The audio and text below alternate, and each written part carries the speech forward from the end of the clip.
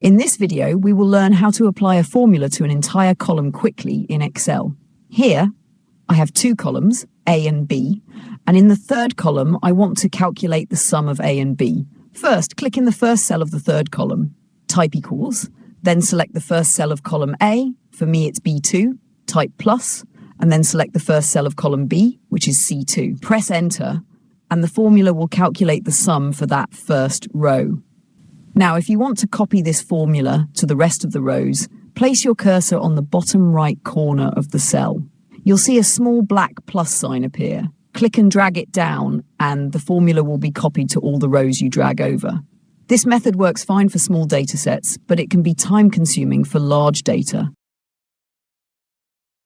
So, let's undo this. Now, instead of dragging, go to the bottom right corner again, but this time double-click the black plus sign. Excel will automatically copy the formula instantly down the entire column, no matter if you have tens, hundreds, or thousands of rows.